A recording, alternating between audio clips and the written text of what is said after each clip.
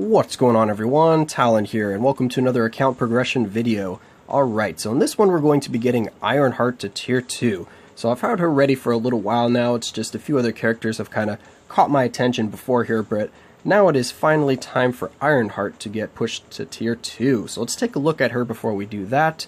So we have her at 47% skill cooldown, only 19% ignore defense, so pretty low there, but her crit rate is pretty decent at 46%. You usually want to aim for around 50% if you're going to be building up your crit rate, so we're pretty close to that.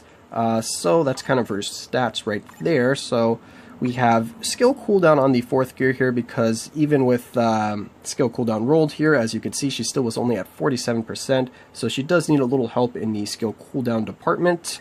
And then her skills here, you don't really have to level up anything, I don't think, unless I had forgot to level something up. No, she doesn't really have any buff skills or anything that really benefits from being leveled up to the max. So you can kind of just leave your skills where they are. You don't need to waste the gold if you don't want to. But the 5th skill, of course, is really nice because it has the 5 seconds of damage immunity. And then the 4th skill with the long iframe and also the stun at the beginning of it is nice as well. And let's see, her passive here increases her dodge when she is attacking, which is also nice because I do like the when attacking procs or activations instead of when hit. So that's kind of her skills right there. Now let's look at her ISO set. So we have Power the Angry Hulk. I do like having an attack base set on her because overall her damage is a little bit low, so she does need help in the DPS department if you're going to be using her for any of like the later stages in Shadowland, or if you're going to be doing some world boss clears or stuff like that. But I mean, I guess world boss has been getting pretty easy now, so I don't know if she necessarily needs the damage for that. But overall she is a lower DPS character. So that's kind of why I like having a attack base set on her. And she does have good protection from her iframe on the 4th skill and the damage immunity on the 5th skill, so she doesn't necessarily need any more survivability from her ISO set. And then her obelisk here, we have a immune to guard break crit rate with a damage proc. And for the obelisk, I definitely recommend that you get a immune to guard break, because she really needs the immune to guard break if you want that 5th skill to go off. Because she gets guard broken really easily with that 5th skill. I've noticed that quite a bit, especially in world boss battles. But the good thing about the 5th skill is if it does happen to get guard broken, it is one of those skills that seems to activate immediately. Like, she doesn't have to start the animation of the skill for her to get the damage immunity. So you can cast the skill, and as soon as you hit that button, even if you get guard broke right after, you will have that damage immunity. So I do like that, whereas some characters like Black Bolt, you can get guard broken when he's using his 5th skill, and you can lose your damage immunity if you get guard broken right away. You have to wait for him to start actually doing the shout to get the damage immunity. But anyway, that's the custom gear that I have on her right now, and of course I wanted the extra damage, so that's why I went with the damage proc. But if you're going to build her towards PvP, definitely want a invincibility obelisk, because she does do really well also with invincibility obelisk, because then she will be quite hard to kill, because from the long iframe on the 4th skill, which will give her time to refresh the invincibility on the obelisk, and then the 5th skill having that immunity also gives her time to refresh the invincibility on the obelisk. She can be quite difficult to kill if she uses either of those two skills during the PvP match. Alright, so that was a look at her real fast. So now let's go ahead and get her leveled up to tier 2. So we have Model Prime Armor. So let's see what she actually gets from her tier 2. So a 25% chance when attacking. She gets a 15% heal, which is really nice. And then she gets increased guaranteed dodge rate by 20%, increased skill damage by 28%, and bonus damage by 25%. So overall, she has a pretty solid tier 2. I do like the tier 2 that she has, because I like the heal, and then of course the guaranteed dodge is nice as well. It is only 20%, but still 20% is definitely going to be noticeable, trust me on that.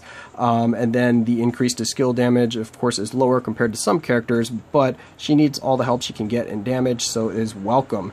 And it is not going to be up the entire fight, because it is for 10 seconds on a 15-second cooldown, so you will have 5 seconds of downtime. But luckily, it is triggered when attacking instead of when getting hit, so that is nice. That is a bonus.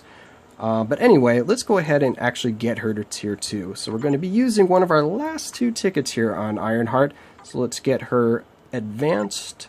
Alright, there we go. So she's now tier 2. Model Prime Armor. Perfect. So let's go ahead and share that. Very good. And let's see what we got here. Stark's Legacy. Very good. Alright, so now that Ironheart is tier 2, let's go ahead and try her out a little bit and see how she performs. Alright, so here we are at today's world boss. We have Supergiant. We're going to go ahead and use this team here. We're going to use Ironheart's leadership. Then we just have a few team-up bonuses between the Iron Man and War Machine. So we have all of the Iron Man suits, or iron suits, here. So let's go ahead and take Ironheart in here. Of course, no strikers since we did just tier 2 her. And see how well she does against a Supergiant here. Kind of see her damage and survivability.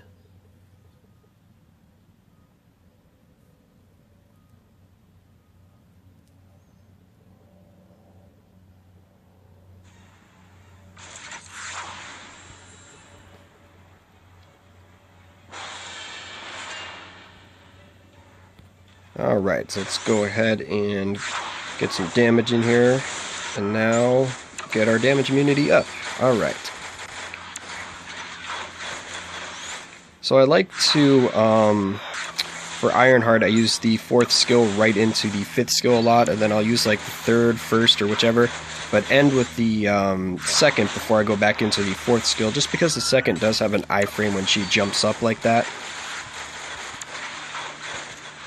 Alright, so her damage is looking pretty good right now at tier 2. Alright, what else was physical damage? I don't even remember. Oh, let's get out of there. Okay, her her regular normal attacks were able to finish the job for us. Very nice.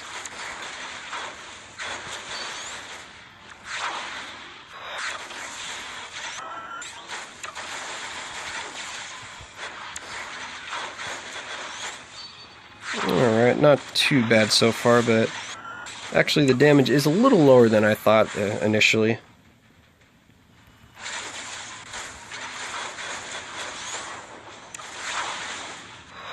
But she does have really good survivability, so kind of a trade-off there. You get really high survivability, but a little lower in the DPS department. But also her skills are really cool, though, for the animation, so it's kind of fun to play as her and watch her skills go off. Alright, there we go. Able to take down Supergiant with no problems at all for Ironheart. She's definitely a really fun tier 2, and she does have a lot of use as well, probably especially in Shadowland, just because she has really high survivability, and with the damage proc she can do decent damage, so she should be able to handle some of the later floors in Shadowland, but not any of probably like the wave modes or anything like that in the later floors, but probably for sure a relay mode or something like that. I think maybe as one of the characters in a rumble, you can use 2 weaker characters with her. She might do just fine as well, just because she has a lot of survivability, so she'd probably be really good in rumbles. But for PvP, she probably is going to need a invincibility obelisk for more survivability there. But still, you can, I don't know, I like her better with damage build, just because PvP she's not going to be super good. I mean, unless she uses her 5th skill a lot or her 4th skill a lot, that will make up for it, and definitely she'll be worth it then. But yeah, I still think she's more of a damage build character, just because her DPS is low, so you kind of want to augment that a little bit. But anyway, that is going to be it for this video. I hope you enjoyed, and of course I will catch you in the next one.